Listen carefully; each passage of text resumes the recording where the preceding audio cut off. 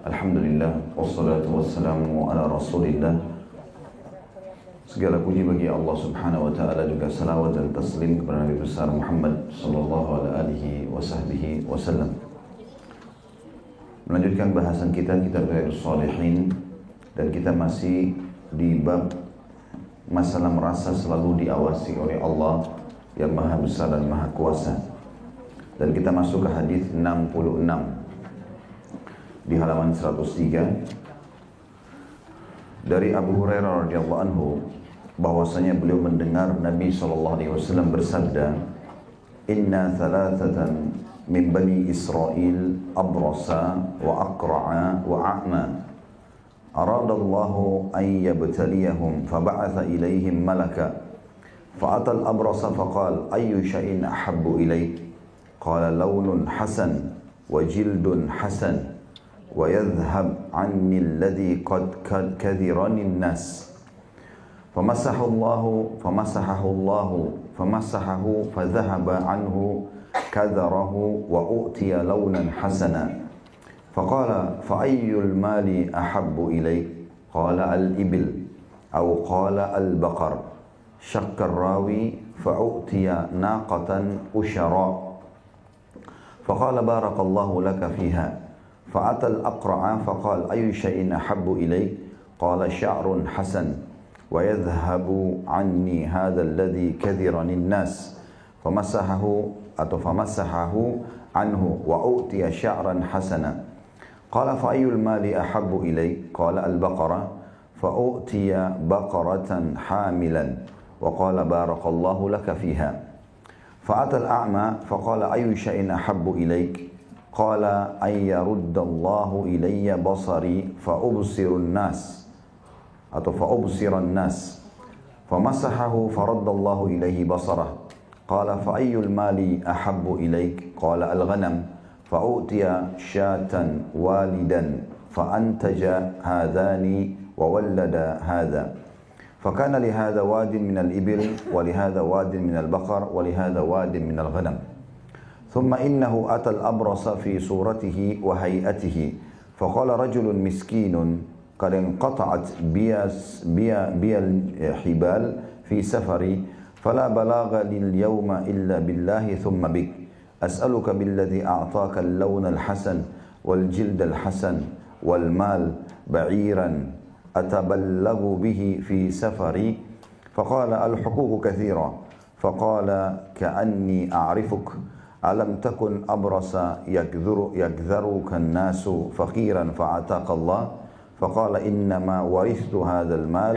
كابرا عن كابر فقال إن كنت كاذبا فصيرك الله إلى ما كنت وأتى الأقرع في صورته وهيئته فقال له مثل ما قال لهذا ورد عليه مثل ما رد هذا فقال إن كنت كاذبا فصيرك الله إلى ما كنت وأتى الأعمى في صورته وهيئته فقال رجل مسكين وابن سبيل انقطعت بي الحبال في سفري فلا بلاغ لليوم إلا بالله ثم بك أسألك بالذي رد عليك بصرك شاة أتبلغ بها في سفري فقال قد كنت أعمى فرد الله إلي بصري فخذ ما شئت ودع ما شئت والله ما أجهدك اليوم بشيء أخذته لله عز وجل فقال أمسك مالك فإنما ابتليتم فقد رضي الله عنك وسخط عن صاحبيك. Terjemahannya, kata Nabi SAW, sesungguhnya ada 3 orang dari Bani Israel sebelum kalian, yaitu ada seseorang yang memiliki kulit sopak. Ada lagi orang yang lain kulitnya rusak, panuan, ya. Yang kedua orang yang berkepala botak, tidak tumbuh satu lembar pun rambut di kepalanya dari kecil, dan orang yang buta matanya. Lalu Allah menguji mereka. Di sini yang dimaksud dengan Allah menguji mereka ada footnote nomor 94 di bawah. Allah ingin memperlakukan mereka dengan perlakuan orang yang sedang diuji, dan malaikat yang diutus datang dalam rupa manusia. Maka dia, Allah, D-nya, kata ganti dibesarkan karena Allah mengutus kepada mereka seorang malaikat, tapi menjelma jadi manusia. Maka malaikat tersebut dia mendatangi orang yang berpenyakit sopak dan berkata, apa yang paling engkau sukai? Maka dia menjawab, warna kulit yang bagus. Warna yang bagus dan kulit yang bagus, serta hilangnya dari diriku apa yang membuat orang jijik kepadaku ini. Maka malaikat itu mengusapnya dan seketika hilanglah penyakitnya dan dia diberi warna kulit yang bagus. Kemudian malaikat bertanya lagi, harta apa yang paling engkau sukai? Maka dia menjawab, unta. Atau dia menjawab sapi. Di sini rawi ragu-ragu. Rawi maksudnya yang menukil kepada kita hadis ini. Apakah itu yang disebutkan oleh orang yang sopak ini unta atau sapi? Maka dia pun diberikan seekor unta yang bunting. Lalu malaikat mendoakan, semoga Allah memberkahinya untukmu. Kemudian dia mendatangi si botak dan bertanya, apa yang paling engkau sukai? Maka dia menjawab, jadi malaikat ini datang lagi kepada orang yang kedua. Di tempat yang berbeda tentunya.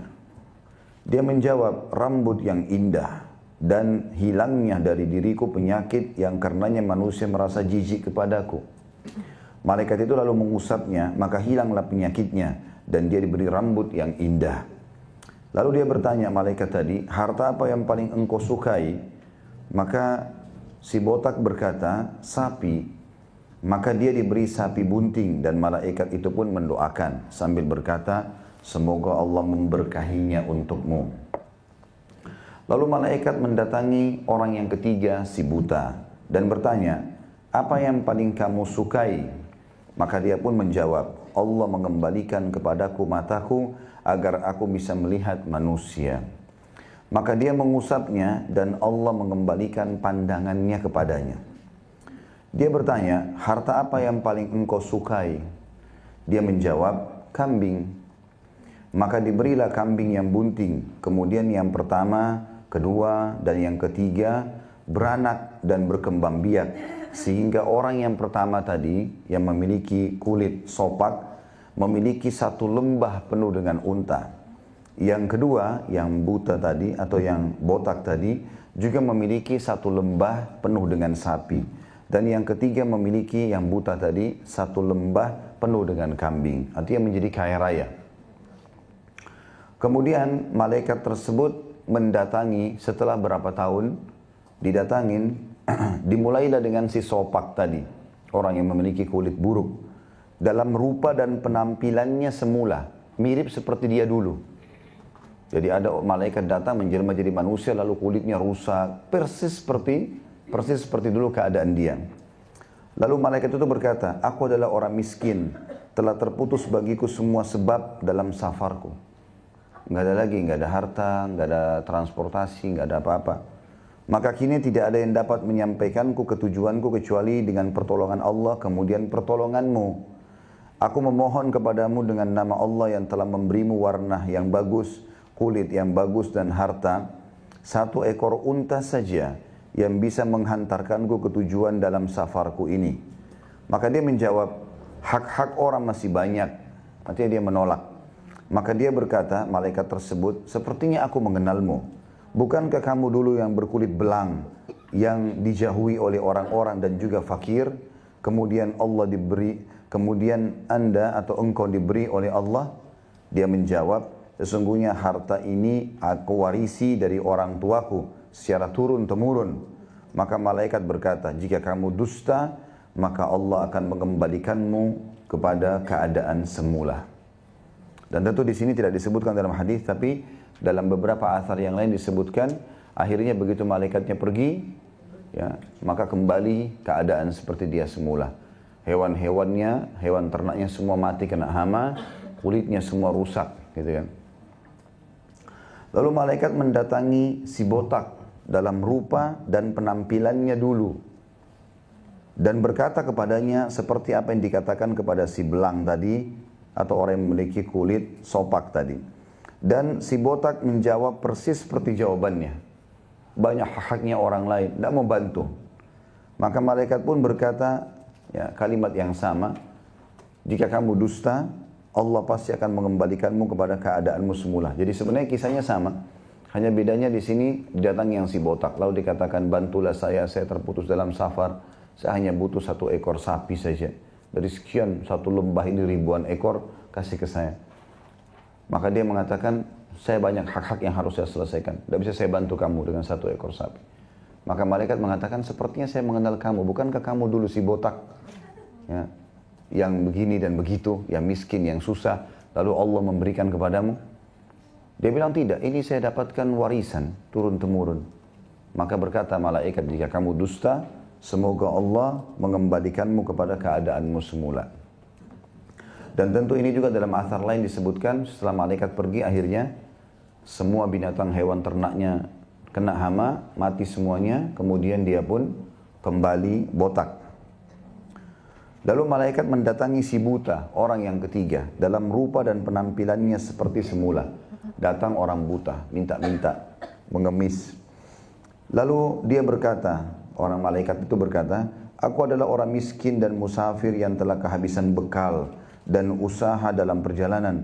Maka hari ini tidak ada lagi yang bisa mengantarkanku ke tujuan kecuali dengan pertolongan Allah, kemudian dengan pertolonganmu. Aku memohon kepadamu dengan nama Allah yang telah mengembalikan pandanganmu. 1 ekor kambing saja, supaya aku bisa sampai ke tujuan dalam safarku ini. Maka si buta pun berkata, aku dulu buta, lalu Allah mengembalikan pandanganku, maka ambillah apa yang kamu suka dan tinggalkan apa yang kamu suka. Dia ambil berapa saja yang kamu mau, silahkan. Dan tinggalkan untuk aku berapa ekor pun yang kamu mau. Demi Allah, aku tidak keberatan kepadamu dengan apa yang kamu ambil karena Allah. Maka malaikat itu pun berkata, jagalah harta kekayaanmu, sebenarnya kalian hanya diuji. Dan Allah telah ridho kepadamu dan murka kepada kedua temanmu itu. Hadis ini diriwayatkan oleh Imam Bukhari Muslim. Dikatakan di sini ada beberapa kosakata yang masih diterjemahkan atau dijelaskan oleh penulis Imam Nawawi rahimahullah. Al-usyara dengan ain didammahkan dan shin di fathah dan dibaca panjang, artinya unta yang bunting. Sabda Nabi SAW, antaja, dalam sebuah riwayat fantaja, artinya mengurusi kelahirannya. Artinya sudah hamil dan tinggal beberapa hari saja sudah melahirkan. Ya. Orang yang mengurus kelahiran unta disebut dengan natij. Sebagaimana manusia qabilah atau bidan, bahasa Arabnya qabilah. Sabda Nabi SAW, wallada dengan lam bertasydid, artinya mengurusi kelahirannya. Sama dengan makna antaja untuk unta. Dikatakan an-natij atau al-muwallid. Dan juga bisa dibahasakan dengan al-qabilah, bermakna sama. Hanya saja al-muwallid dan an-natij adalah untuk hewan, sedangkan al-qabilah untuk selain hewan, maksudnya manusia. Sabda Nabi SAW juga, al-hibal atau inqata'at biyal hibal, dengan ha dan ba yang sama-sama tak bertitik, artinya sebab-sebab, terputus dariku sebab-sebab aku bisa safar dan pulang ke tujuanku. Sabda Nabi SAW, la ajhaduka, di penutupan hadis tadi orang buta, maknanya aku tidak memberatkanmu dengan mengembalikan hartaku yang kamu ambil atau kamu minta. Dan dalam riwayat Bukhari, Al-Bukhari disebutkan la ahmaduka, dengan hak tak bertitik dan mim. Artinya aku tidak memujimu karena kamu meninggalkan sesuatu yang kamu perlukan. Sebagaimana mereka mengatakan laisa alat tulil hayati dan nadam. Tidak ada penyesalan atas panjangnya umur. Maksudnya adalah berlalunya umur yang panjang. Baik, seperti biasa, kita akan rincikan insyaAllah hadis ini. Potong demi potongan kita akan ambil pelajaran. Bermula dari perkataan Nabi SAW, Inna thalathatan min bani Israel. Sesungguhnya ada 3 orang dari Bani Israel. Berarti menandakan kisah orang sebelum kita. Dan dikatakan Bani artinya keturunan, sementara Israel adalah nama lainnya Nabi Yakub. Nabi Ibrahim alaihissalam punya 2 orang istri, ada Sarah, lahirlah Ishak, dan ada Hajar, lahirlah Ismail. Sementara dari Ishak ini ada keturunan lagi Nabi juga, Yakub. Di bawahnya ada Yusuf, ya. Maka Nabi Yakub ini memiliki nama lain Israel. Dan dikatakan Bani Israel berarti keturunannya Nabi Yakub. Ada 3 orang di sini yang disebutkan Abras, Aqra, dan A'ma. Sebagaimana sudah disebutkan tadi, orang yang rusak kulitnya, orang yang botak kepalanya, dan orang yang buta matanya. Dan umumnya kata ulama hadis, ketiga penyakit ini yang paling dibenci oleh manusia. Mereka paling terganggu dengan kulit yang rusak. Makanya salon-salon banyak lakukan. Nah, karena urusan kulit. Nah, kalau kulitnya manusia tidak diurus, maka nggak ada pabrik sabun, ya. Nggak ada pabrik sampo, ya. Nggak ada salon-salon, nggak ada krem-krem. Orang bayar begitu banyak hanya untuk kulitnya. Berarti rusaknya kulit memang ini bermasalah dalam kehidupan manusia. Dan ini cobaan yang Allah berikan kepada orang-orang ini, ya. Begitu pula dengan kepala yang botak, dan ini umumnya terjadi pada laki-laki.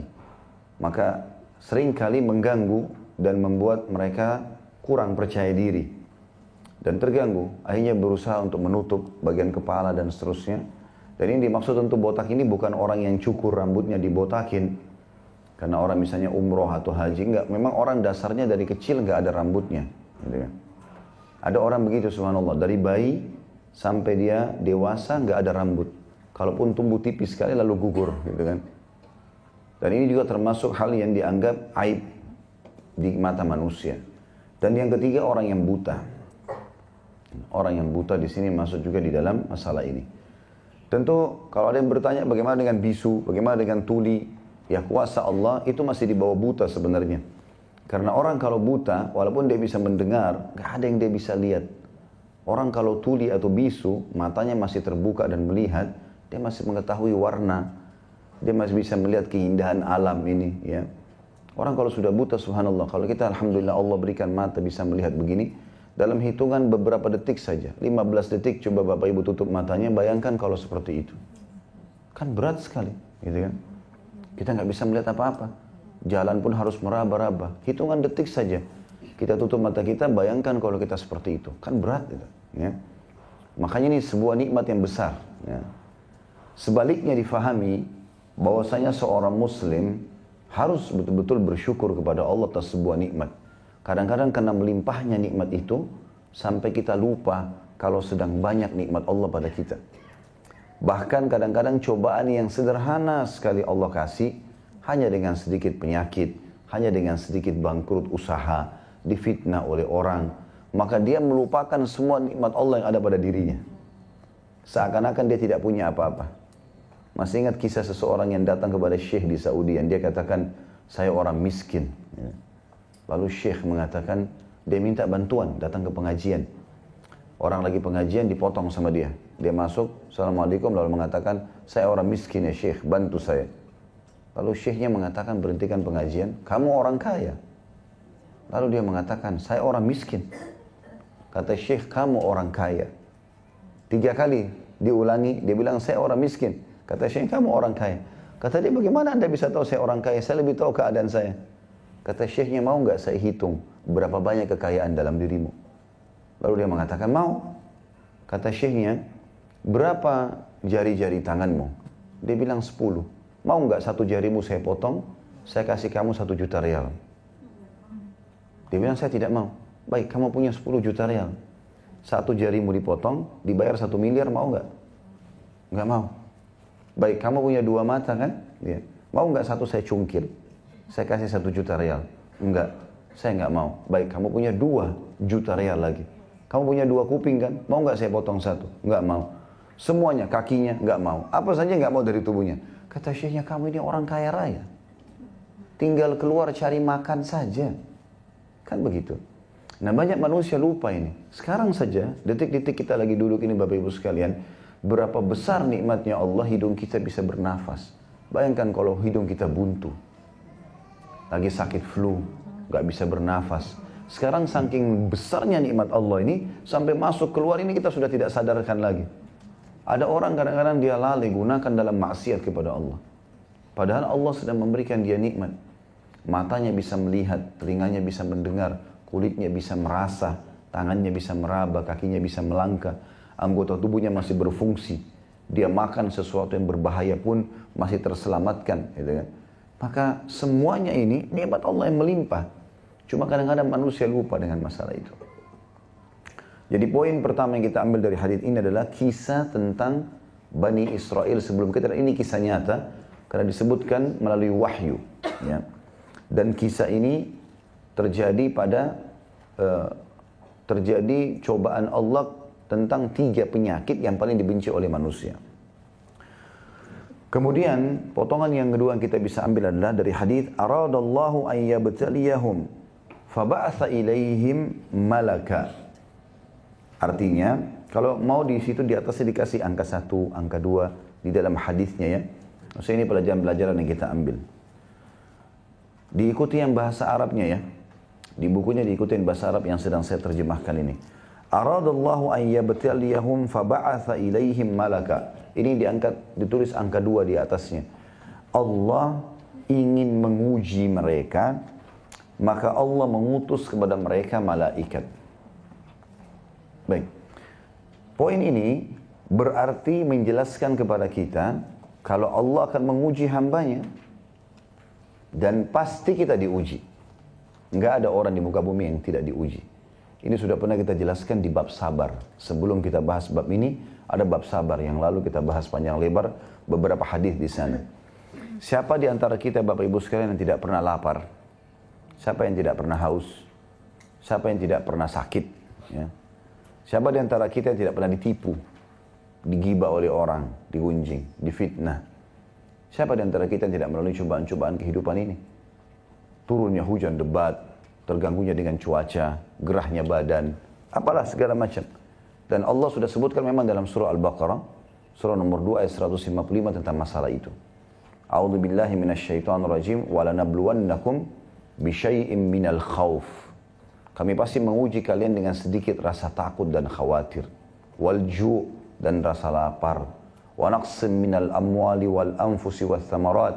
Dan kekurangan dari jiwa yang kita cintai, orang yang kita cintai meninggal, kekurangan harta, kekurangan hasil panen. Wa basyiris sabirin. Dan sampaikan berita gembira kepada orang-orang yang sabar. Alladzina idza asabathum musibatun qalu inna lillahi wa inna ilaihi raji'un. Mereka orang sabar itu yang kalau ditimpa cobaan, maka mereka mengatakan kami milik Allah, kami akan kembali kepada Allah. Lalu lanjutan ayatnya, ulaika alaihim salawatu min rabbihim wa rahmah. Mereka orang-orang yang akan mendapatkan jalan keluar ya, dari Tuhan mereka, karunia dan jalan keluar, ya, pertolongan dari Allah SWT. Wa ulaika humul muhtadun, dan mereka orang yang mendapatkan petunjuk. Jadi cobaan akan datang. Tapi kita perlu garis bawahi, cobaan ini punya hikmah-hikmah yang sangat besar. Di antaranya menyadarkan kalau kita makhluk, kita lemah. Sehebat apapun kita menjaga olahraga, kesehatan, makanan sehat, tetap pernah melalui sakit. Ya. Maka ada gambaran dari Sang Pencipta Allah kalau kamu makhluk, kamu punya kelemahan. Ya. Pasti kamu akan lalui cobaan-cobaan tersebut. Sumpeknya, sedihnya. Dan itu kata para ulama adalah cara yang paling efektif menarik seorang hamba tanda kutip untuk kembali ke jalan Allah. Kalau orang lagi diuji oleh Allah dan dia tidak menggunakannya, justru kembali ke jalan Allah, kerugian besar buat dia. Disitulah puncaknya dia bisa berdoa, sujud, menangis, beristighfar. Dan kita akan rasakan kedekatan diri kepada Allah di saat sedang ada cobaan, tidak akan kita rasakan kalau sedang ada nikmat. Kalau lagi dicobaan, ada keluarga yang meninggal, ada kehilangan harta, gangguan orang, fitnah, kita bisa nangis dalam sujud kita. Tapi begitu sudah diangkat oleh Allah, musibahnya sudah selesai, cobaannya sudah selesai, maka kita mau berusaha nangis nggak bisa. Sujud lagi, minta doa sama Allah, biasa saja. Gitu kan. Maka itu ada muncul kenikmatan ya, pada saat cobaan itu datang tentunya. Juga dari sisi lain, cobaan itu akan meninggikan derajat seseorang di antara kita yang tidak bisa kita jangkau hanya dengan amal. Dan misalnya di surga itu ada, kita tingkatan fasilitas di surga harus ibadah 100 tahun. 100 tahun sholat malam, 100 tahun sedekah, 100 tahun bakti sama orang tua. Umur kita cuma 60. Allah mau kita jangkau itu. Gimana caranya? Datang cobaan, penyakit 10 tahun. Digunjing oleh orang, difitnah berapa kali dalam kehidupannya. Rugi dalam usahanya beberapa kali. Tapi nanti juga ada keuntungan. Karena fa inna ma'al usri yusra. Tapi ada cobaan-cobaan datang itu. Kita bisa jangkau derajat yang tinggi. Ya. Kemudian juga cobaan akan membersihkan dosa-dosa yang memang tidak cukup dengan istighfar. Sebagaimana sabda Nabi SAW, ada dosa-dosa nggak bisa atau nggak cukup dengan istighfar. Tapi Allah akan uji hamba tersebut dengan penyakit. Yang dengannya Allah akan bersihkan dosa-dosanya. Jadi kalau kita temukan orang tua kita sakit misalnya, atau orang yang kita cintai sedang sakit, dan kita lihat dia menderita, selama dia di dunia itu kebaikan buat dia. Karena pembersihan dosa yang pernah dia lakukan, yang mungkin memang tidak bisa dibersihkan kecuali dengan itu. Allah justru masih sayang dengan dia. Ya. Makanya Allah berikan cobaan-cobaan tersebut. Dan makin tinggi tingkat iman seseorang di antara kita, maka makin tinggi juga tingkat cobaannya. Pasti begitu. Makin tinggi tingkat cobaannya. Dan itu semua tujuannya bukan untuk memberatkan seorang hamba agar menjadi rem buat dia. Begitu ditambah hartanya, ditambah jenjang pendidikannya, ditambah apalah kebahagiaan di keluarganya, ada cobaan dari sisi yang lain. Supaya dia bisa terimbangi. Kalau tidak, manusia ini bisa lost control. Kalau tidak ada cobaan, manusia akan lost control. Akan terjadi kesombongan-kesombongan, kerusakan-kerusakan di muka bumi. Kalau orang itu dari lahir sampai dia meninggal gak ada cobaannya, maka itu dia akan lost control. Dia tidak bisa mengontrol dirinya, akan menyalahkan orang lain, menjatuhkan orang lain dan seterusnya. Ya. Maka banyak hikmah-hikmah yang terjadi dalam masalah cobaan-cobaan tersebut. Allah akan mencoba hambanya. Tapi closingnya adalah, yang paling penting harus kita garis bawahi, ini semua hanya di dunia. Setelah kita meninggal, di akhirat, asal tiketnya benar, iman dan amal soleh, selesai semuanya.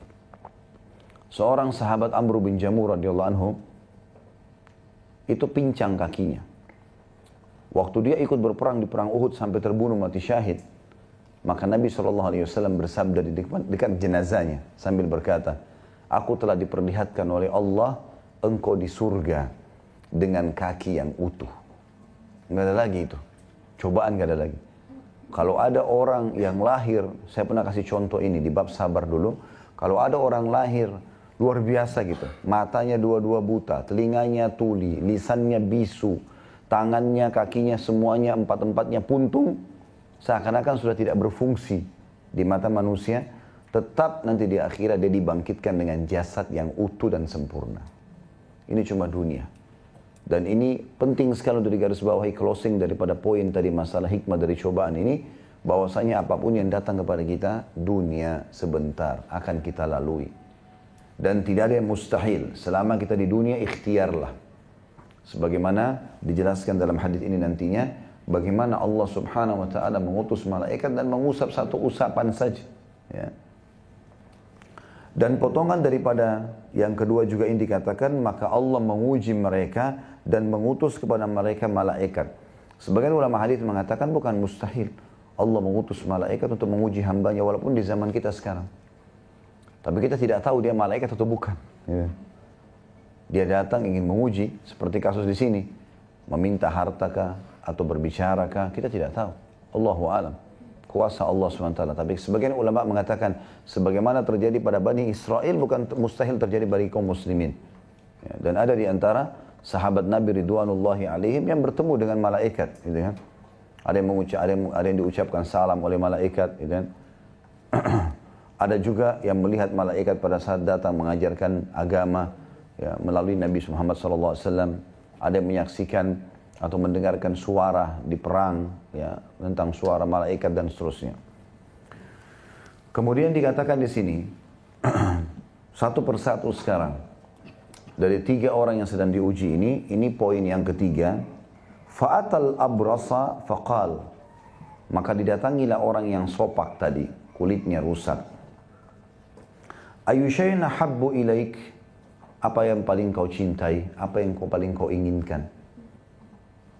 Maka dia mengatakan, launun hasan wa jildun hasan. Warna yang bagus dan juga kulit yang bagus. Berarti memang menandakan kulit yang mulus, kulit yang bagus, yang dirawat, itu adalah sebuah kenikmatan. Ya. Dan dalam Islam dibolehkan kita merawat diri. Bahkan bagian daripada sunnah Nabi SAW merawat diri. Kita tahu dalam Islam ada perintah untuk memotong kuku, mencukur bulu ketiak, mencukur bulu kemaluan, memotong kumis bagi laki-laki, menyisir rambut dengan rapi, ya, mandi. Ada mandi wajib, ada mandi yang disunnahkan, ya. Ada mandi yang mubah, seperti kasus misalnya mandi junub, mandi haid, mandi nifas, mandi Jumat, ya. Ada mandi juga kalau orang niat mandi karena ingin menjalankan sunnah Nabi SAW, seperti mandi. Nabi SAW seringkali berendam di air dingin di musim panas, atau berendam dengan air panas di musim dingin. Maka ini sunnah, gitu kan. Atau mubah, mandi karena kita gerah saja. Walaupun sebagian ulama mengatakan sesuatu yang mubah bisa diubah menjadi sunnah. Kalau kita mandi hanya sekedar gerah, menghilangkan gerah kita, maka mubah. Enggak dosa, enggak juga dapat pahala. Tapi kalau dia niat sekaligus merawat jasad yang sedang Allah amanahkan, maka menjadi pahala. Tidur mubah. Tidur boleh-boleh saja, ngantuk, tidur. Baik. Kalau kita mau ubah dia menjadi sunnah, bisa. Dengan cara kita niat tidur, memberikan hak badan yang sedang Allah amanahkan ini, dan supaya lebih kuat beribadah. Ya. Begitu juga makan dan minum. Bukan hanya sekedar menghilangkan lapar dan haus saja. Tapi bagaimana seseorang makan dan minum untuk memberikan hak jasad ini agar lebih kuat beribadah di jalan Allah Subhanahu wa taala. Semua bisa jadi pahala, ya. Seperti itulah. Maka di sini teman-teman sekalian, kalau kita bicara masalah permintaan orang ini minta agar berwarna kulit yang baik dan bersih, ini memang bagian yang paling disukai oleh manusia, dan sudah saya jelaskan tadi kalau Islam pun memerintahkan itu, ya. Banyak hadis berhubungan dengan masalah itu, ya. Faqala fa'ayyul mali ahabbu ilaik. Lalu malaikat tawarkan lagi, harta apa yang paling kamu suka? Ini kita masih di nomor 3, ya. Qala al-ibil, maka dia pun berkata unta, ya. Jadi di zaman dulu belum ada bisnis yang besar seperti kita sekarang. Apalagi di alam kita ini ada bisnis IT online, segala macam produk sudah dikemas dengan rapi, banyak pabrik-pabrik teknologi segala macam, mobil. Maka zaman dulu, zaman itu, yang paling mahal bagi seseorang adalah hewan, ternak. Itu harta yang paling besar. Maka dia mengatakan unta, au qala al-baqar, atau dia berkata sapi. Syakkar rawi, perawi sempat ragu di sini. Jadi saya sudah jelaskan tadi, perawi artinya orang yang meriwayatkan hadis ini bimbang.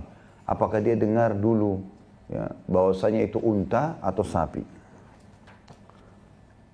Fa'utiya naqatan usyara, maka dia pun diberikan unta yang usyara. Tadi sudah kita jelaskan di kosakata di penutupan hadis tadi, kalau usyara adalah unta bunting yang tinggal berapa hari lagi melahirkan, ya. Jadi ini untanya nggak butuh jantan, ya. Bukan unta betina yang dikasih belum hamil, tapi dikasih oleh Allah pada saat itu unta betina yang bunting dan tinggal tunggu berapa hari saja melahirkan. Nanti dari unta itu, sebagian ulama hadis merincikan mengatakan Allah memberikan lahir jantan dan betina sekian banyak, sehingga akhirnya berkembang biaklah dari satu unta betina ini. Faqala barakallahu laka fiha. Maka malaikat pun berkata, semoga Allah memberkahimu di harta ini. Baik, sampai sini, ya, kita berikan poin nomor 3 tentunya. Dan Allah Subhanahu wa ta'ala akhirnya mengangkat penyakit sopaknya dia. Jadi bersih tiba-tiba pada saat itu. Dengan cara malaikat mengusapnya, kemudian malaikat mendoakan kepada dia kalau semoga Allah berkahi. Dan ini potongan yang penting sekali di kalimat terakhir, barakallahu laka fiha, semoga Allah memberkahimu di situ, ya. Berkah ini artinya tercukupkan. Kalau kita mengatakan, semoga engkau berkahi aku ya Allah, berkahilah pernikahanku, berkahilah rumah tanggaku, berkahilah pekerjaanku. Kita minta itu sama Allah, maknanya kita minta supaya selalu saja mencukupi buat kita. Itu makna berkah. Ini termasuk sunnah Nabi SAW ya. Setiap kali kita lihat ada orang mendapatkan nikmat, apapun itu kita mengatakan barakallahu laka kalau laki-laki dan barakallahu laki kalau perempuan. Ya. Jawabannya kita mengatakan wafika barakallah kalau laki-laki, wafiki barakallah kalau perempuan. Semoga Allah berkahi apa yang sedang kau dapatkan sekarang. Kita jawab, semoga engkau juga diberkahi oleh Allah. Ya, wafika atau wafiki barakallah. Kemudian kita masuk ke potongan yang keempat, ya, yang kita ambil dari hadis ini. Fa'atal aqra. Lalu kemudian didatangilah orang yang botak kepalanya tadi. Faqala ayyu syai'in ahabbu ilaik. Apa yang paling engkau sukai? Qala sya'run hasanun. Ya. Rambut yang indah. Berarti memang rambut ini sebuah simbol. Bahkan dalam sebuah hadis kata Nabi SAW, man kana lahu sya'r falyukrimhu. Siapa yang Allah karuniai rambut, dia harus merawatnya, memuliakannya. Jadi bagian dari syarat kita itu adalah membersihkan, pakai sampo, membersihkannya, apalah ya, perawatan rambut tersebut. Kemudian juga termasuk menyisirnya. Bagian daripada sunnah Nabi SAW. Pernah ada sahabat masuk masjid, laki-laki rambutnya berantakan. Lalu kata Nabi SAW, suruh orang ini keluar dari masjid, sisir rambutnya dulu dengan rapi, baru kemudian dia masuk ke dalam masjid. Dikatakan tentang iktikafnya Nabi SAW. Aisyah berkata radhiyallahu anha, Nabi SAW kalau iktikaf di masjid 10 terakhir Ramadan, kebetulan karena masjid dan rumah beliau bisa dikatakan satu dinding. Maka ada jendela dan ada pintu dari dinding rumah Nabi SAW yang langsung masuk ke masjid. Jadi kalau dibuka pintu itu langsung sudah masuk ke masjid. Ada jendela. Maka kata Aisyah radhiyallahu anha, Nabi SAW kalau iktikaf memasukkan kepalanya di jendela itu. Lalu aku menyisirkan rambutnya. Ya. Jadi memang menyisir rambut itu adalah bagian daripada syariat. Dan Nabi SAW gemar sekali menyisir rambutnya dengan rapi. Dan juga di sini melibatkan istri dalam perawatan. Ini adalah hal yang positif. Ya. Itu hal yang dibolehkan dalam syariat. Ya. Dalam riwayat lain dikatakan Nabi SAW gemar sekali menggunakan wangi-wangian. Dan beliau menyuruh istrinya menaburkan serbuk wangi dari negeri Syam, dari pundak sampai ke kaki. Ya, diberikan wangi-wangian tersebut, kecuali pada daerah kemaluan, beliau SAW meletakkan sendiri. Kita tahu juga ada hadis tentang Jumat misalnya. Kata Nabi SAW, siapa yang pada hari Jumat mandi dengan sebersih mungkin. Begitu makna hadisnya ya. Dia mandi sebersih mungkin, kemudian dia menggunakan bajunya yang terbaik, menggunakan minyak wangi yang terbaik di rumahnya, dan meletakkan minyak pada rambutnya dan menyisirnya. Jadi ada bahasan masalah itu. Jumat, suruh ke masjid dengan rapi. Gitu kan? Kemudian dia pergi ke masjid, lalu dia sholat yang diperintahkan, lalu dia dengarkan khutbah yang disampaikan oleh khatib. Ya, kemudian dia sholat Jumat, kecuali diampuni dosa-dosanya yang lalu. Bayangkan pengampunan dosa dihubungkan dengan masalah rambutnya yang rapi, bajunya yang bersih, badannya yang wangi. Jadi bagian daripada syariat, gitu kan? Jadi kadang-kadang ada orang umat Islam ini yang merusak citranya Islam ini dengan penampilan dia yang kotor, rumahnya kotor, kendaraannya kotor, penampilannya kotor.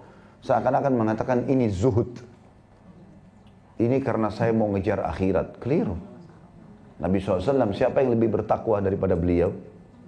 Orang yang sangat bertakwa. Tapi beliau di sini mengimbangi antara dunia dan akhirat. Bahkan Nabi SAW mengatakan telah dicintakan dunia padaku. Dunia aku tidak cintai, tapi dicintakan padaku karena ada dua hal di situ. Adanya wanita yang disayangi dan adanya minyak wangi yang dipakai. Di sini wanita maksudnya adalah istri, ibu, anak, saudari. Wanita dilindungi. Maka Nabi SAW cinta dunia justru karena ada tugas itu dari Allah. Bisa melindungi, bisa menaungi, bisa mendidik kaum wanita, dan juga adanya minyak wangi. yang dikatakan Nabi SAW sangat gemar menggunakan sampai kadang-kadang karena banyaknya Nabi gunakan wangi-wangian sampai netes dari rambutnya. Ya, sallallahu alaihi wasallam. Jadi memang hal yang luar biasa dalam agama gitu kan.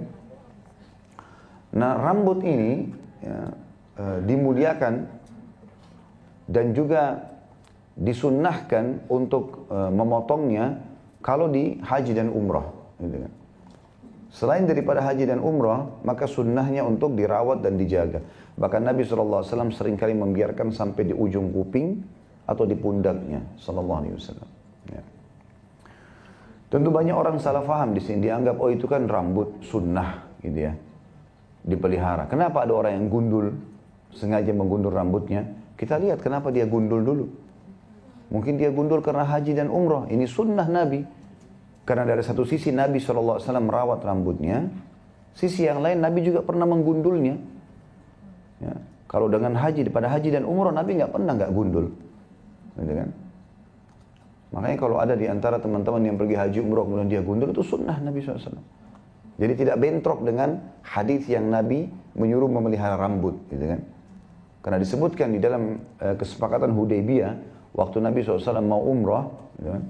Kemudian pada saat itu ditahan oleh orang-orang Quraisy untuk masuk ke Mekah, terjadi kesepakatan Hudaybiyah, boleh masuk umrah tapi tahun depan. Maka karena sudah terlanjur keluar untuk pergi umrah dan pakai baju ihram, harus tahallul, cukur rambut. Maka Nabi SAW berkata kepada para sahabat, cukurlah rambut kalian. Kita tidak diizinkan oleh Allah masuk tahun ini ke Mekah, tahun depan, sesuai dengan kesepakatan. Rupanya sahabat waktu itu masih berharap ada wahyu turun menyuruh menyerang Mekah. Karena jumlah mereka 1.400 orang. Mereka mau serang aja. Umar bin Khattab datang, ya Rasulullah, kenapa kita hinakan diri kita? Ayo kita serang gitu. Tapi perintah Allah beda. Perintah Allah suruh balik gitu kan. Dan terjadi kesepakatan damai dengan Quraisy 10 tahun. Tidak ada peperangan.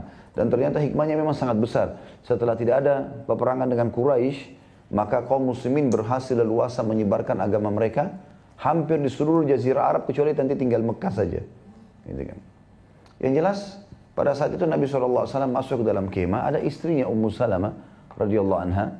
Ini termasuk istri Nabi yang lebih tua dari Nabi dan memang dia dewasa sekali. Maka Nabi SAW sendiri Ummu Salamah mengatakan, ya Rasulullah, ada apa dengan anda?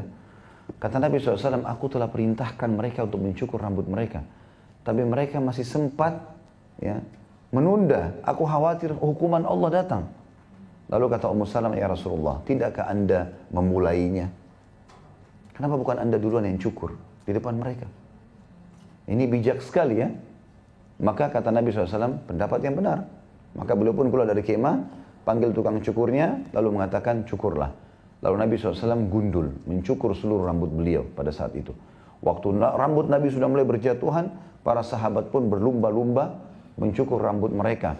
Sampai satu sama yang lain melukai. Ya, karena sudah buru-buru, Nabi sudah praktekin, takut masalah nih gitu. Tadinya sahabat bukan mau membangkang ya, sahabat masih berharap ada wahyu turun, udah ini habisin aja nih orang jahat di Mekah nih gitu. Tapi Nabi SAW mendapatkan perintah yang lain. Di sini gundul. Waktu haji wada juga dikatakan Nabi SAW setelah Jumrah Aqabah di musim haji di Mina, maka beliau memanggil tukang cukur dan menggundur rambutnya. Maka ini perlu digarisbawahi, kita pertemukan antara dua hal ini. Ada teman saya subhanallah di Madinah, saya kenal baik beliau, Dr. Muhammad Rahili namanya, sahabat dekat saya. Dia setiap waktu saya masih di Madinah, setiap hari, maksudnya rambutnya selalu dipelihara sama dia, dirawat, dipelihara sampai ya dibiarin panjang sampai ke pundaknya. Setelah itu dia pergi umrah, gundul. Terus saya tanya, kenapa ente nggak rapikan rambut? Dia bilang enggak, saya mau rambut saya jatuh di umrah, nggak mau cukur biasa gitu. Menggabungkan antara pelihara rambut dapat pahala, gundul juga di umrah dapat pahala, gitu kan? Dan ini sayang sekali kalau orang tidak paham masalah ini ya. Baik, ini yang dimaksud dari dengan masalah rambut. Makanya orang ini minta itu, karena dia merasa terganggu sekali. Ya, orang olok-olok, selalu diolok-olok dengan botaknya.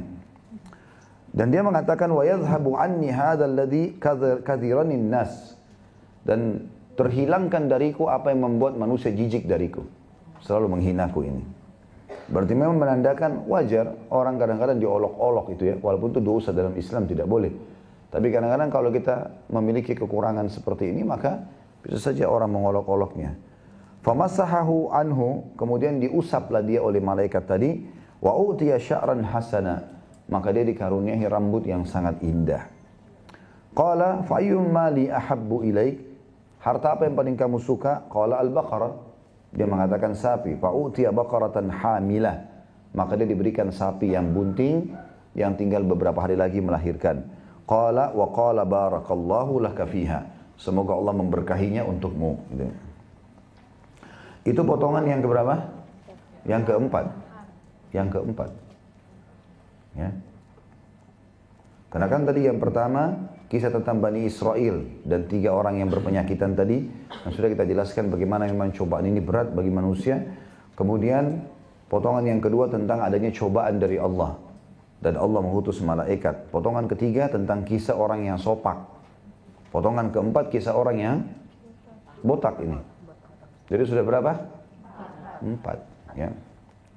Kemudian yang kelima, waqala fa'atal a'ma, kemudian yang buta juga didatangin. Faqala, maka malaikat berkata, ini potongan yang kelima, ayyu syai'in ahabbu ilaik, apa yang paling kamu sukai? Qala an yaruddallahu ilayya basari fa'ubsiran nas, agar Allah mengembalikan penglihatan mataku dan aku bisa melihat manusia. Makanya Bapak Ibu sekalian, kalau Allah karuniai kita, alhamdulillah, kulitnya bagus, rambutnya bagus, matanya bisa melihat, perbanyak alhamdulillah, syukur. Bisa Allah hilangkan seketika. Ya. Jangan sampai kita sombong, jangan sampai kita tidak mensyukurinya, ya. Bahaya sekali. Berapa tahun rambut kita selalu bagus saja, sampai kalau kita sedang menyisirnya, ada orang datang memuji rambut tersebut. Berapa kali kulit kita, ya, kita lihat mulus, bagus, tidak ada yang rusak. Maka berapa kali kita sudah syukuri itu? Sudah pernah kita mengatakan alhamdulillah atas kulit ini, alhamdulillah atas rambut ini. Berapa kali kita dalam sehari, dalam 24 jam gunakan mata kita melihat yang warna terang, yang warna gelap, ya, kita bisa lihat. Dan belum kita bicara nikmat lain ini, telinga yang mendengar, tangan yang menjamah dan seterusnya, hidung yang bisa membedain bau busuk, bau wangi dalam seketika. Terlalu banyak nikmatnya Allah. Kesimpulannya sederhana, alhamdulillah. Ya, selalu ucapkan itu. Maka orang ini minta agar penglihatannya dikembalikan. Famasahahu faraddallahu ilaihi basara. Maka diusaplah matanya oleh malaikat, lalu kemudian kembalilah penglihatannya. Dan sampai sini Bapak Ibu sekalian, kita bisa garis bawahi poin penting. Kalau penyakit itu yang ciptakan kita Allah, yang ciptakan penyakit Allah, yang bisa hilangkan, itu poin. Harus digarisbawahi, ya. Kalau kita sedang melimpah nikmat pada kita, yang ciptakan kita Allah, yang berikan nikmat itu Allah, yang bisa pertahankan hanya Allah. Jangan sibuk dokter terus ini. Dokter boleh kita berobat pada dia, Allah berikan dia ilmu, tapi jangan kita gantungkan nasib kita padanya, lupa dengan Allah. Itu yang sering saya katakan. Begitu sakit, dokter mana yang pertama dihubungi? Bukan dia berdoa dulu kepada Allah. Ya Allah, sembuhin saya.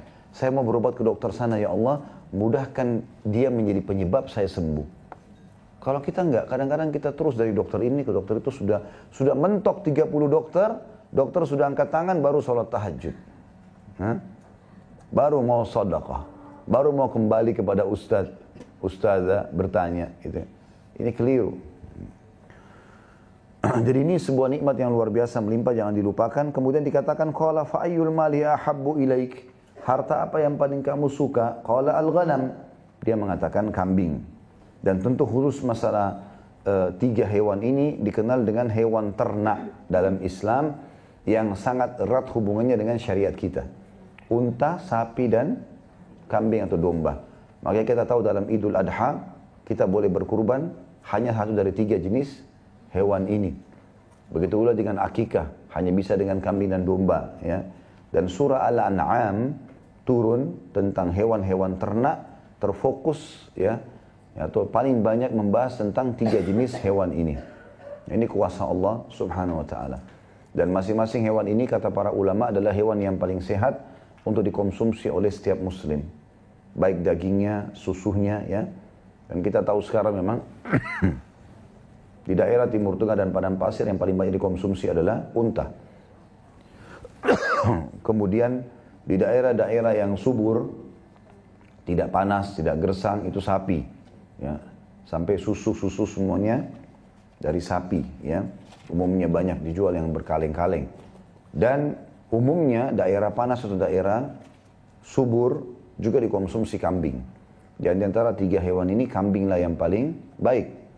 Ya. Sebagaimana sabda Nabi SAW, sebaik-baik harta seorang muslim adalah kambing. Ya. Fa'utiya syatan walidan fa'antaja hadzani wa wallada hadza. Lalu kemudian dia diberikan kambing yang siap untuk melahirkan, maka akhirnya melahirkanlah kambing tersebut banyak keturunan jantan dan betina. Fakana li hadza wadin minal ibil. Maka yang pertama tadi yang punya unta, orang yang kulitnya tadi rusak, punya satu lembah. Jadi Allah berkahi. Dan kalau dibahasakan lembah ini luas sekali. Ya. Bisa ribuan ekor. Kemudian juga yang punya sapi sama, walihada wadin min bakar. Dan juga begitu yang punya kambing, walihada wadin min ganam. Dan ini tentunya di garis bawahi bisa diberikan khusus dikatakan yang ini memiliki lembah dari unta, lembah dari sapi, dan lembah dari kambing ini dikasih poin nomor 6. Dan ini kata ulama dikarenakan doa malaikat tadi. Malaikat mendoakan sambil berkata, ya, barakallahu laka fi. Semoga Allah memberkahimu pada harta itu, ya. Ini juga boleh kita mendoakan diri kita sendiri, Bapak Ibu sekalian, kita mengatakan Allahumma barik li. Ya Allah berkahi untukku. Ya, ini sering kita ucapkan ya. Misalnya kita lagi misal kita lagi melihat jasad kita habis mandi di cermin, ya. Setelah itu kita melihat Allah berikan kelebihan, kita mengatakan Allahumma barik li fi. Ya Allah berkahilah padaku ini, untukku ini. Kita melihat pemandangan yang indah, mata kita Masya Allah bisa membedakan, lihat warna hijau seperti ini, terang. Allahumma barik li fi. Ya Allah berkahilah aku di situ. Dan seterusnya, semuanya. Kita bisa, lidah kita membedain mana manis, mana asam, mana pedas, waktu seketika.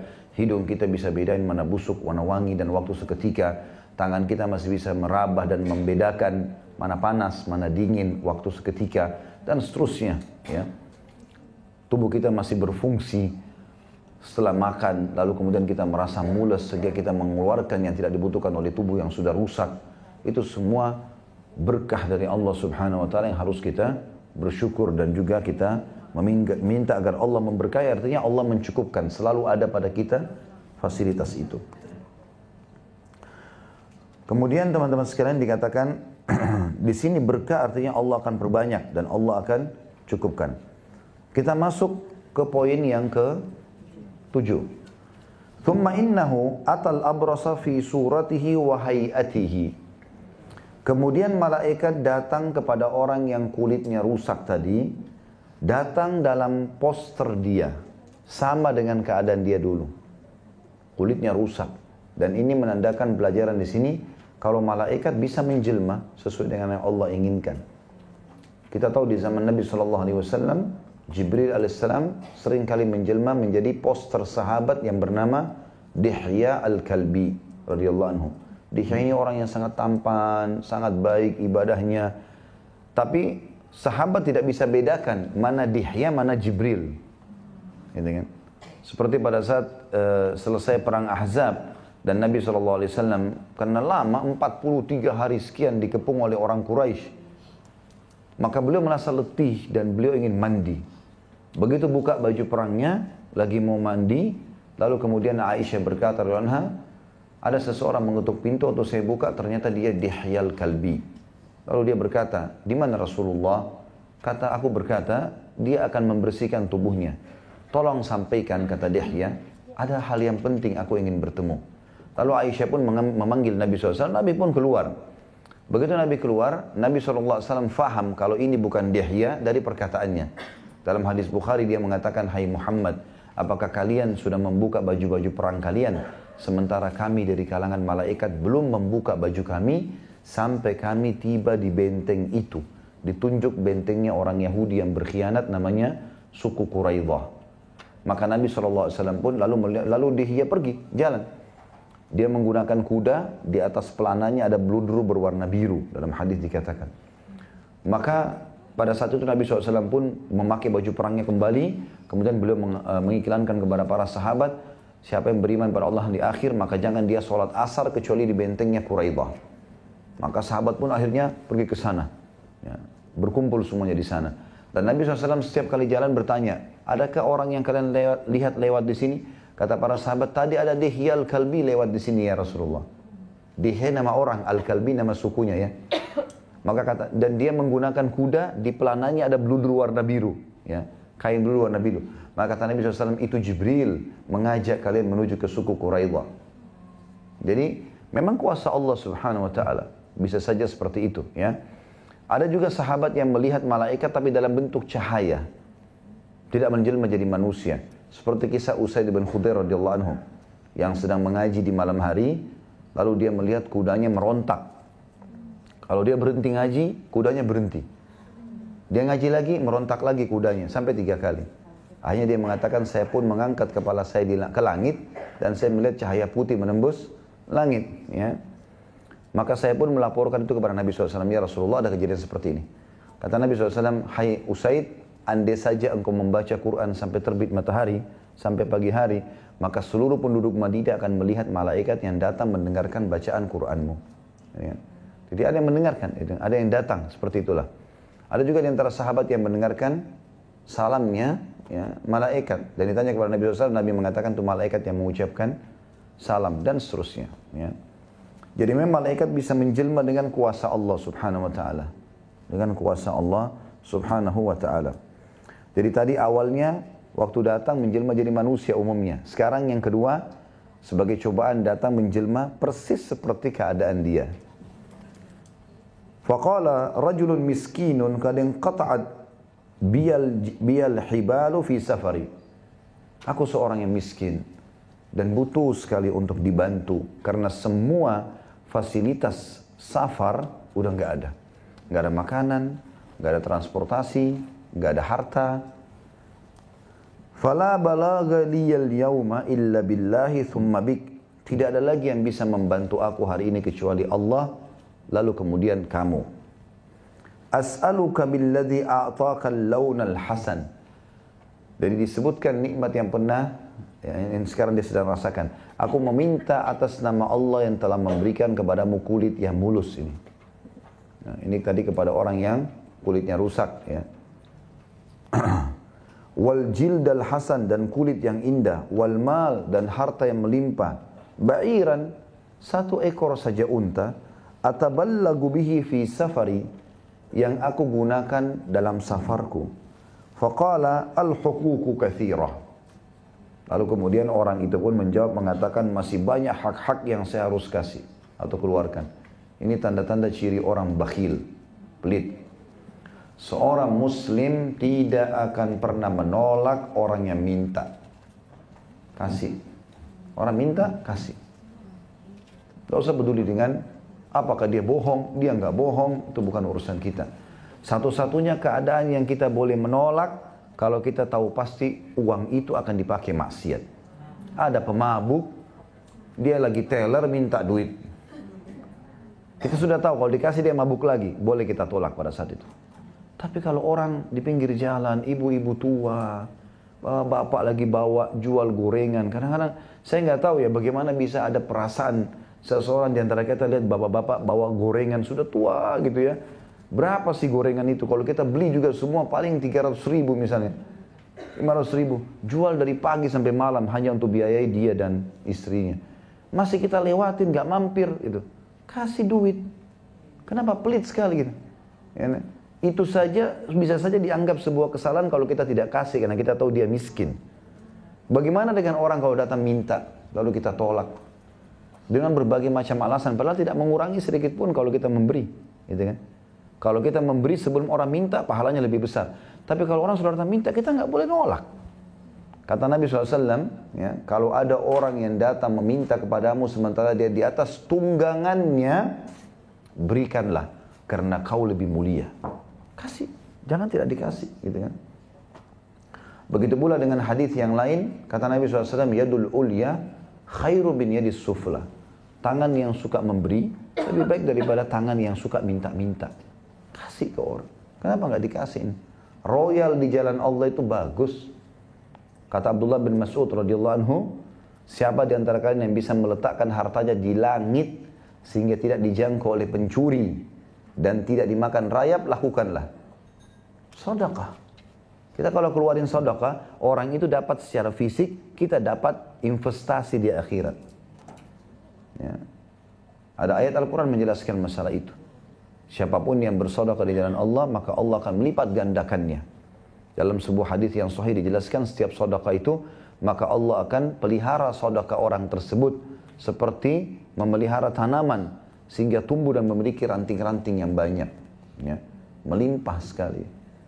Jadi jangan sampai kita perhitungan, ya, ada orang subhanallah bakhil, dan sifat bakhil ini perhitungan di dalam jalan atau di jalan Allah ini, teman-teman sekalian, itu dianggap penyakit oleh Nabi SAW. Dalam sebuah riwayat, pernah Nabi SAW bertanya kepada suku Salamah, Bani Salamah di Madinah, siapa pemimpin kalian? Maka mereka berkata Al-Ja'ad ibn Qais. Lalu para suku Salamah mengatakan, tapi ya Rasulullah, kami temukan orangnya bakhil. Perhitungan sekali. Sulit sekali untuk mentraktir orang, memberikan hadiah, membayarkan orang lain, melunasi utang orang lain. Susah sekali. Kata Nabi SAW, dan penyakit apa lebih berat daripada pelit? Enggak lagi. Jadi Nabi namakan penyakit itu. Penyakit kejiwaan. Ada orang begitu subhanallah. Menyusahkan diri. Dengan penampilannya, dengan makanannya, dengan kondisi rumahnya. Padahal dia boleh menikmati. Yang penting kan saya pernah jelaskan ada kaidah syar'i. La ifrat wa la tafrit. Tidak terlalu boros, tidak juga perhitungan. Berada di tengah-tengah. Gitu kan? Ada juga orang terlalu boros. Nggak boleh. Dalam Islam juga dilarang. Inna Allah la yuhibbul musrifin. Allah nggak suka orang-orang yang boros. Tapi satu sisi Allah juga tidak suka orang yang pelit. Kita berada di tengah-tengahnya. Sudah kaya raya, datang orang yang mirip seperti dia dulu, dia masih mengatakan al-huququ katsira. Masih banyak hak yang harus saya jalankan. Faqala, maka malaikat akhirnya mempermalukan dia. Ka'anni a'rifuk. Sepertinya saya tahu siapa kamu ini. Gitu kan? Alam takun absara yakdzurukan nas. Bukankah kamu dulu orang yang rusak kulitnya lalu dihina oleh orang-orang? Faqiran, dan orang miskin, fa'ataqallah, lalu Allah berikan kamu kekayaan. Jadi sebenarnya sampai di sini pertanyaan ini malaikat mau dia sadar. Kalau dia sadar di sini, kata ulama, dia mengatakan, oh iya, baiklah, saya beri, misalnya, selesai urusannya. Tapi enggak, perhatikan, dia malah tambah sombong. Faqal, innama waristu hadzal mal kabiran an kabir. Sesungguhnya semua harta ini, saya bukan orang miskin kok. Saya dari dulu kaya, turun temurun.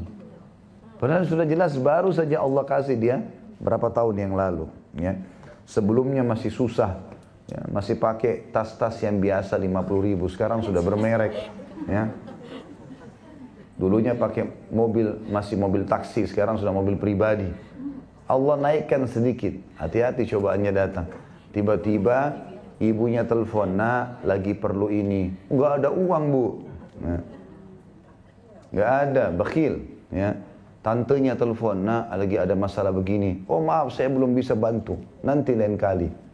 Atau mungkin hajatnya orang mungkin 5 juta, bagi dia 5 juta kecil, tapi dia kasih 100.000, ini dari saya ya. Padahal makin besar dia berikan, di jalan Allah makin besar balasannya. Mau dapat ikan paus pakai apa? Kapal, tanker. Ini mau dapat ikan paus pakai kail yang kecil. Bagaimana bisa? 5.000, 10.000, minta kesehatan, kekuatan, keturunan, masuk surga, selamat dari neraka. Wah, minta semuanya. 2.000 rupiah, 5.000, 10.000. Bakhil, ya? Nggak mungkin itu. Faqala, maka malaikat hanya berkata, in kunta kadziban fasayyarallahu lak fasayyarakallahu ila ma kunt. Kalau kau bohong, pasti Allah akan lakukan sesuatu mengembalikan kamu seperti semula. Maka dikatakan tadi, akhirnya Allah Subhanahu wa taala mengembalikan dia seperti semula. Seketika malaikat itu pergi, langsung dia rusak kulitnya, lalu seluruh hewannya dihantam oleh hama, ya, mati semuanya, hilang hartanya seketika. Dan ini pelajaran penting bagaimana mudahnya Allah memberikan nikmat pada seorang hamba dan mudahnya Allah mengangkat nikmat itu. Jangan main-main ya. Jangan pernah sombong mengatakan ini karena ilmu saya, ini karena warisan saya dapatkan. Kalau bukan dengan Allah memang mencatatkan jadi bagian dari kita, kita tidak akan dapat warisan itu. Berapa banyak orang yang terharamkan dari warisan, orang tuanya punya utang akhirnya disita semuanya. Kan berapa banyak orang yang seperti itu. Maka syukuri nikmat Allah. Kemudian yang ke-8, wa atal aqra'a fi suratihi wa hayatihi. Kemudian malaikat juga datang kepada orang yang tadi botak dalam poster yang sama seperti dia dulu, ya. Faqala lahu mithla ma qala li hadha. Kemudian berkatalah seperti yang diucapkan sama yang pertama. Wa radda alaihi mithla ma radda hadha. Dan subhanallah jawabannya sama dengan yang pertama. Berikanlah aku untuk safar segala macam. Enggak, masih banyak yang saya harus bantu. Enggak mau bantu sama sekali, ya. Berapa banyak hati-hati ya, ini saya sering lihat ada orang subhanallah banyak kendaraannya, kerabatnya datang dari kampung enggak mau dibantu dengan kendaraan. Ini enggak mau dibantu dengan tunjukkan jalan. Nginap aja di rumah, dikasih kamar apa adanya saja. Atau kadang-kadang bahkan dia carikan hotel, enggak usah nginap di rumah deh, dari kampung kotor-kotorin rumah. Nah. Ada kadang-kadang orang subhanallah, dia lupa kalau dia dulu begitu, dia juga dulu dari kampung, gitu kan? Sama, begitu injak Jakarta luar biasa sombongnya, ya. Hati-hati ini ya, ini bahaya sekali. Maka ini bisa mendatangkan unsur yang sama nanti. Allah bisa angkat nikmat itu. Karena dia menjawab hal yang sama, maka malaikat mengatakan, in kunta kadiban fasayyarakallahu ila ma kunt. Kalau kau bohong, pasti Allah kembalikan keadaanmu. Begitu malaikatnya pergi, dia kembali gugur semua rambut yang indah itu, lalu kemudian seluruh hewan ternaknya mati. Ya. Jadi miskin tiba-tiba.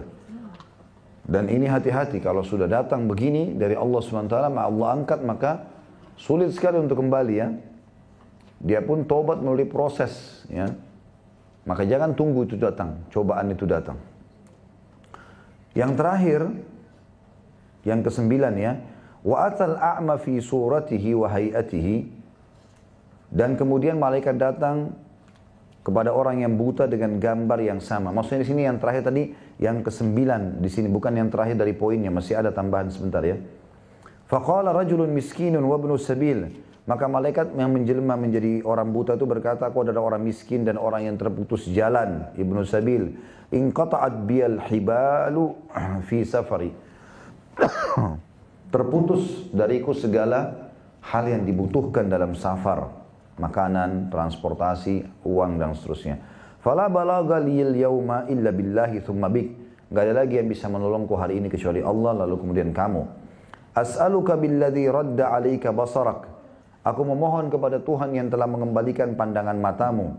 Syatan, satu ekor kambing, ataballagu biha fi safari. Yang bisa aku jadikan bekal dalam safarku. Faqala, maka si buta di sini pintar, cerdas. Dia mengambil pelajaran dari kejadian dia dulu. Dia mengatakan, qad kuntu a'ma. Dulu aku juga buta seperti kamu. Faraddallahu ilayya basari. Maka Allah kembalikan pandangan mataku. Fakhudh ma syi'ta wada' ma syi'ta. Ambil berapa ekor pun yang kamu mau dan tinggalkan berapa ekor pun yang kamu mau untuk saya. Jadi di sini luar biasa ya. Dia bukan kasih ini duit buat kamu, enggak. Kamu butuh berapa, silakan ambil. Enggak. Apa? Ini. Kamu butuh berapa? 5 juta bisa dikasih 5 juta, enggak. Jadi seperti kita punya brankas, dipanggil orang miskin itu, nih ambil yang kamu suka, terserah berapa, sisain buat saya terserah. Bisa nggak kira-kira? Atau ada orang miskin minta makanan di luar, kita ajak ke meja makan, makan sepuasnya. Ada sisanya nanti saya makan. Kira-kira bisa nggak? Itu luar biasa itu, ya, luar biasa. Dan ini perlu dites dalam hidup kita. Coba sekali kita memberikan orang dengan kita mengalah. Lagi pengen makan, kita dahulukan orang makan dulu. Termasuk adab dalam syariat, kalau ada tamu, maka tuan rumahnya yang paling terakhir makan. Sudah diamalin belum? Banyak orang begitu ada tamu, nanti kalau sudah bangun suruh makan, tapi dia sudah lebih dulu makan 2 piring. Adabnya begitu. Bahkan kata Nabi SAW, penuang minuman satu kaum, dialah yang paling terakhir minum. Dia tuan rumahnya. Dahulukan tamu, gitu kan?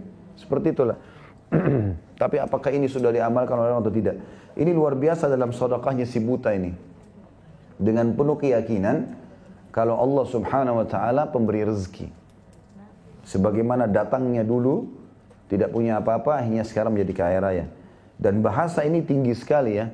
Ambil yang kamu mau, sesukamu, tinggalkan sesukamu yang kamu tinggalkan. Fawallahi, bukan cukup sampai itu, dia masih bersumpah. Demi Allah, dia bilang si buta. Ma ajhaduka al-yawma bi syai'in akhadtahu lillahi azza wa jal.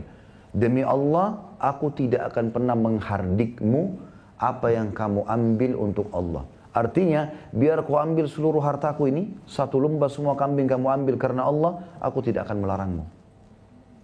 Jadi bukan cuma sekedar membatasi.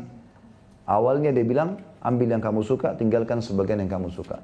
Tapi demi Allah, kalaupun kau ambil semua, aku tidak akan menyalahkan kamu. Ini bahasa yang tinggi sekali. Faqala, maka malaikat langsung merespon. Amsik malak. Tahan hartamu. Saya tidak butuh itu. Fa inna mabtulitum. Sesungguhnya kalian telah diuji oleh Allah. Faqad radiyallahu anka. Dan Allah telah ridho kepadamu. Wa sakhita an sahibaik. Dan Allah murka kepada kedua temanmu. Ya. Kata sebagian ulama diambil pelajaran dari kata di sini. Faqad radiya. Ya. Faqad radiyallahu anka. Allah telah ridho kepadamu. Makna ridho itu begini memahaminya. Jadi kalau misalnya ada orang minta tolong sama kita. Bu, Pak, tolong bantu saya. Baik, saya butuh 5 juta rupiah. Kita kasih dia 5 juta rupiah misalnya. Maka itu kita bantu dia. Tapi belum kita buat dia ridho. Ridho itu gini, merasa puas luar biasa. Ya. Dan betul-betul di atas kebutuhan dia. Misal, saya betul-betul sakit, anak saya sakit, butuh uang 5 juta ke rumah sakit. Baiklah, ini 5 juta saya kasih. Tinggal di mana? Oh, saya masih kontrak di sana. Kita telusuri terus hidup dia. Apa ini 1, 2, 3, 4, 5. Lalu kita jadikan sebagai kantong amal jariah kita. Baik, kita sudah tahu alamatnya. Kita sudah tahu ini dan itu keadaannya. Semuanya kita biayai. Dianya, anaknya yang lain, sekolahnya, apalah berasnya tiap bulan. Itu namanya membuat dia ridho. Karena dia sudah sampai pada tingkat mau ngomong apa lagi. Semuanya dibantu. Nah itu maknanya ridho. Ya. Karena dia tadi memberi kepada orang miskin ini. Ambil yang kau mau terserah. Maka mendatangkan ridhonya Allah subhanahu wa ta'ala. Ya, dan ini yang dikerjakan oleh sahabat Nabi yang mulia Abu Bakar radhiyallahu anhu. Setiap ada komandan sedekah, jihad, selalu apa yang dia punya disodakain semua. Enggak pernah ditahan gitu. Tentu masih ada aset-asetnya, rumah segala macam, tapi yang subhanallah yang dia pegang kalau orang minta dikasih semua. Ya, dikasih semua. Kemudian dikatakan wasakhita an sahibaik atau ala sahibaik, dan Allah murka kepada kedua temanmu, maksudnya Allah hukum mereka, dikembalikan keadaannya. Ya. Baik, yang ke-10 yang kita bisa ambil sebagai penutupan. Tadi yang saya bilang 9 terakhir itu adalah maksudnya potongan kisah ini ya. Sedekah itu adalah amal yang paling dicintai oleh Allah subhanahu wa ta'ala. Saya tahu orang, Bapak Ibu sekalian, dan saya kenal baik, dengan umur hanya 30 tahunan saja. Itu luar biasa kekayaannya, luar biasa. Ya. Kalau bisa dibahasakan mungkin ratusan miliar gitu ya. Jadi banyak sekali melimpah. Umurnya masih 31 tahun gitu.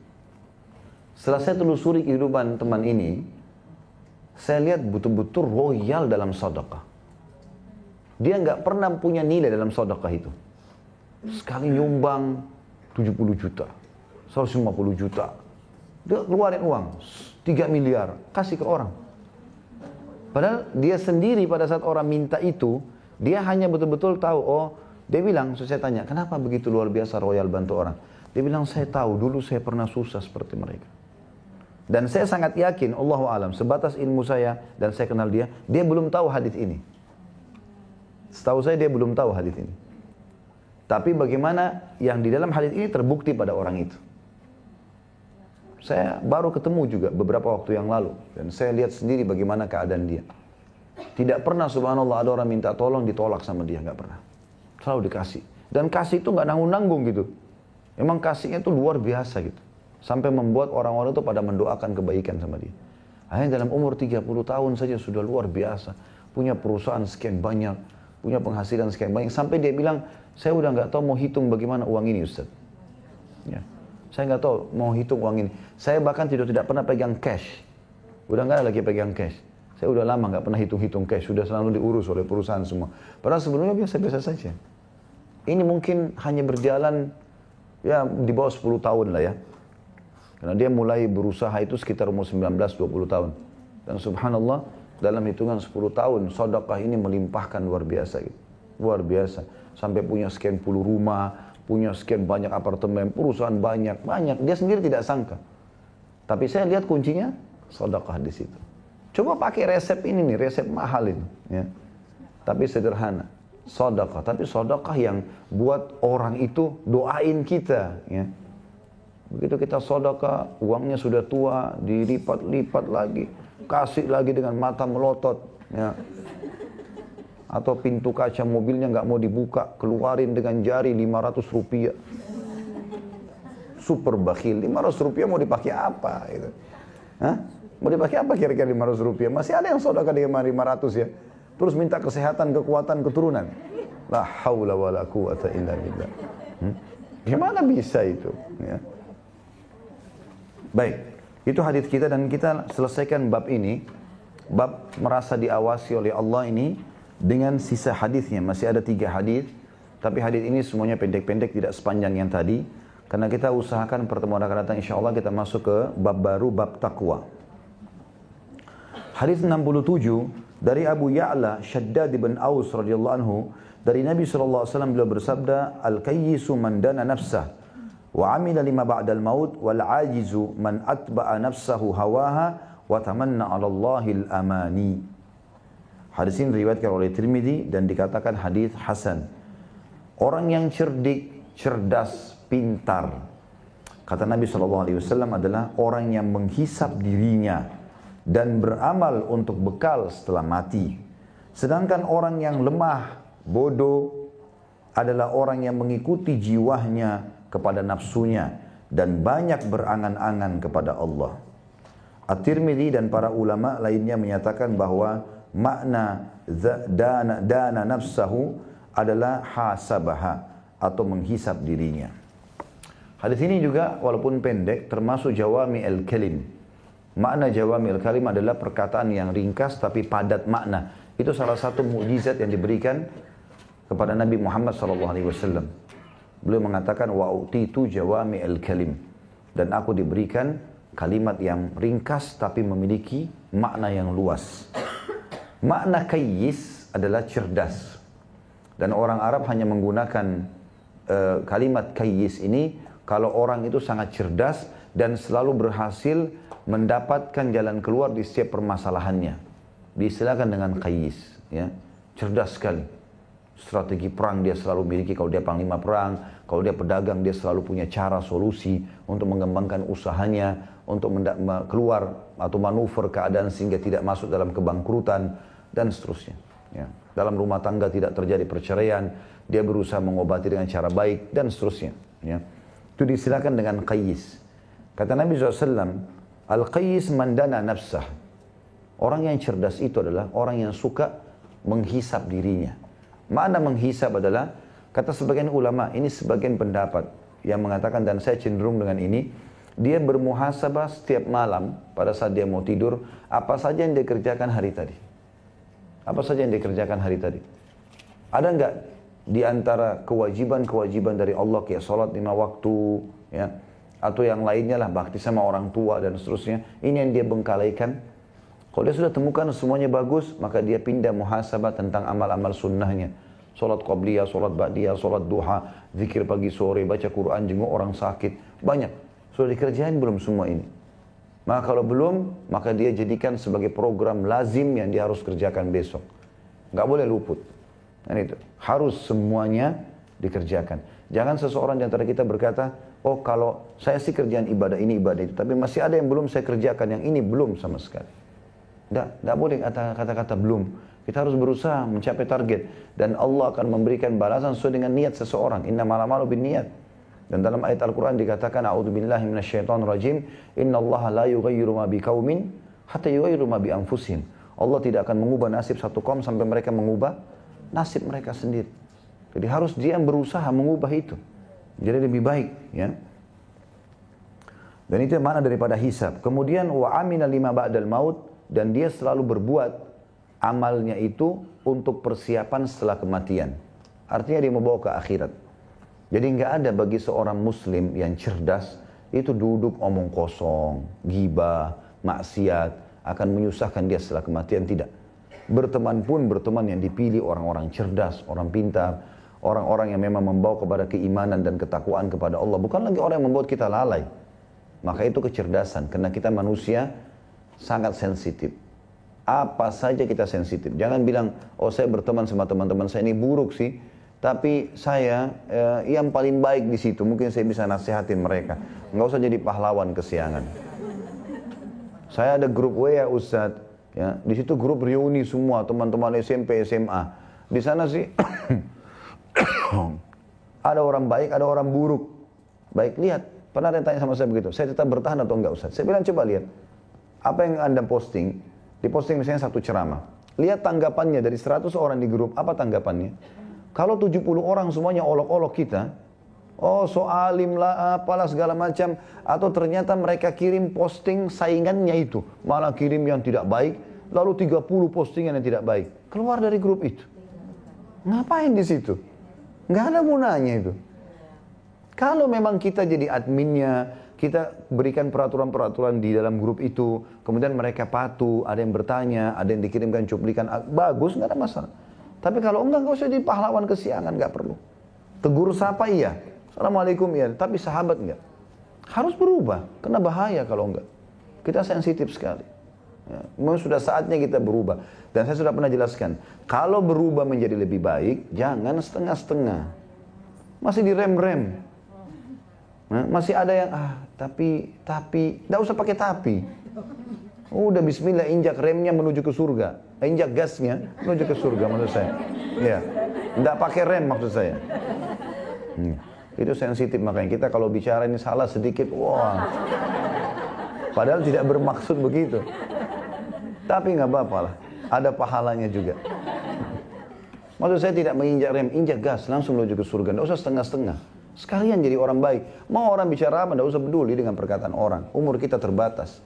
Dan termasuk bagian dari syarat kita adalah menghisap diri kita, bagaimana kita menutupi kesalahan lalu dengan kebaikan sekarang. Jadi misal, dulu kita biasa traktir orang ke diskotik, ke bar, segala macam. Sekarang kita traktir orang kepada kebaikan.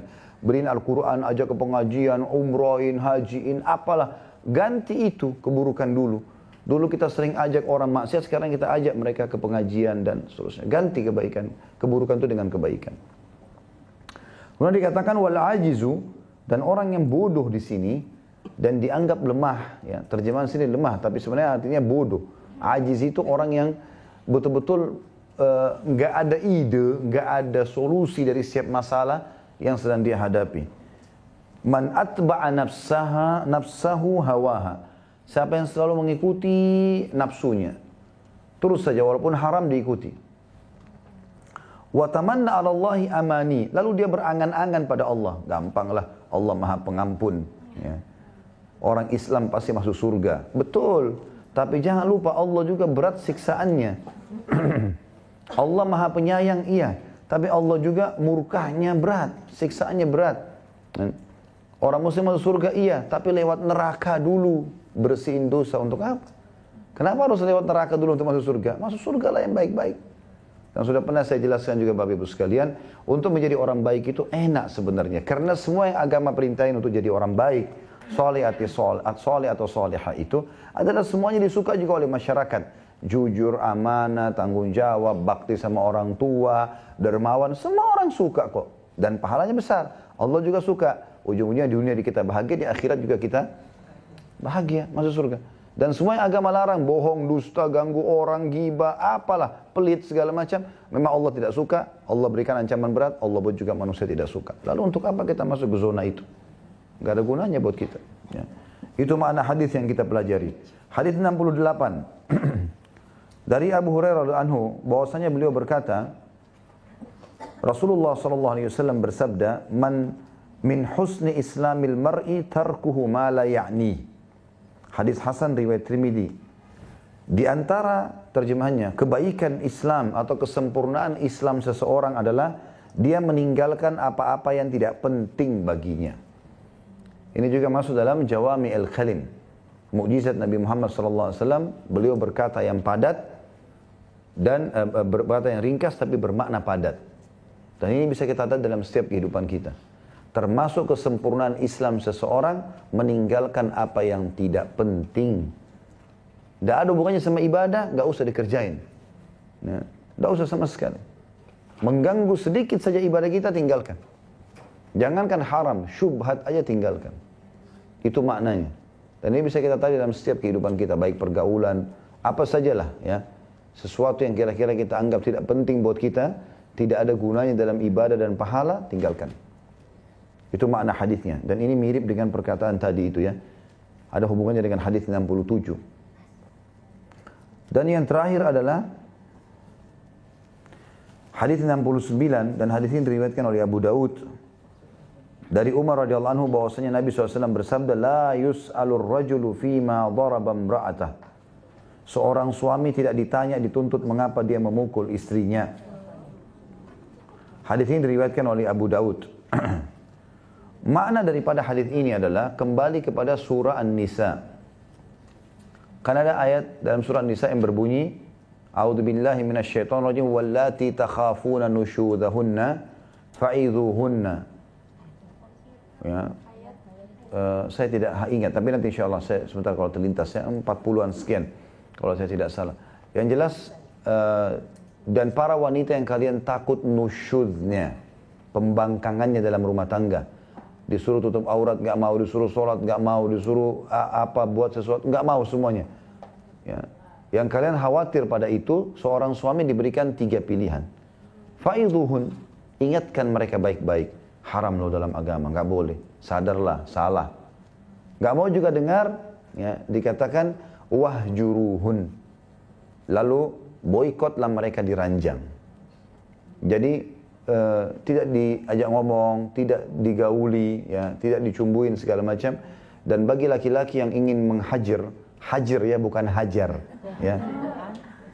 Jadi pakai e bukan a. Hajar ini memboikot, diranjang. Ya. Iya. Jadi menghajar dia.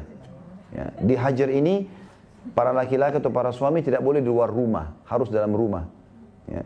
Jadi bukan bagian dari sifat laki-laki kalau dia lagi marah sama istrinya lalu pulang ke rumah orang tuanya. Nggak boleh ditinggalin rumah karena dia punya kewajiban menaungi, walaupun istrinya salah dia tetap punya kewajiban menjaga keamanan ya, rumah. Nanti ada penjahat datang dan seterusnya. Itu namanya hajar. Dan tentu khusus masalah hajar ini beda antara laki-laki sama perempuan ya. Kalau perempuan terbawa perasaan, kalau dia tidak diajak ngomong, tidak digauli, perasaannya lebih peka, lebih terpukul. Kalau laki-laki keliru, ibu-ibu jangan pernah menghajar suaminya. Dia tambah pergi. Ya. Laki-laki terbalik. Malah dalam hadis dikatakan wanita ahli surga, wanita yang kalau dia menyakiti suaminya, dia datang kepadanya. Ya. Lalu dia mengatakan, aku tidak bisa tidur kecuali kau sudah ridho kepadaku. Artinya dia memang merangkul, karena suami makin didatangin maka makin berefek. Tapi kalau makin dijauhi makin masalah, gitu kan? Beda. Ini untuk perempuan. Kemudian kalau memang tetap nusyud, tidak mau sama sekali dengar, dia selingkuh sama laki-laki, dinasihatin nggak mau, dia tidak sholat, tidak mau, tutup aurat, semua nggak mau. Ya. Durhaka sama orang tuanya, rumah nggak terurus, anak-anak nggak diurus, nusyud, dinasihati nggak mau, dihajar juga tidak berpengaruh, malah tambah jadi-jadi, tambah pergi sama laki-laki misalnya. Maka Allah mengatakan fadribuhun, pukullah mereka. Di sini boleh dipukul, tetapi pukulan ini dijelaskan oleh para ulama, darbatun ghairu mubarrah, pukulan yang tidak berbekas. Pukulan yang tidak berbekas. Kata sebagian ulama adalah menggunakan kayu siwak ke tangannya, bukan ditonjok, ya. Ya. Jadi hanya dipukul tangannya, dikatakan ini tidak boleh, haram, kamu sudah melanggar. Kalau tidak mau lagi diceraikan. Tapi ini pilihan. Ini makna daripada hadis ini. Kalau laki-laki memukul istrinya di poin ini, karena istrinya tidak mau dinasihatin, tidak mau diluruskan, dan itu peringatan dari Allah, nggak mau dengar, maka dia tidak dihukum di sini. Laki-laki itu tidak dihukum. Dan tidak masuk dalam makna ini adalah kalau seorang laki-laki yang suka mukul istrinya, sedikit masalah marah, emosional, main tampar, main tonjok, main segala macam gitu. Maka itu tidak benar, tidak masuk dalam hadis ini. Dan tentu ini hadis disebutkan oleh Imam Nawawi rahimahullah, dimasukkan entah apa hikmahnya beliau kenapa meletakkan hadis ini di dalam sini dan bukan dimasukkan di dalam masalah rumah tangga, misalnya bahasan rumah tangga, Allahu a'lam.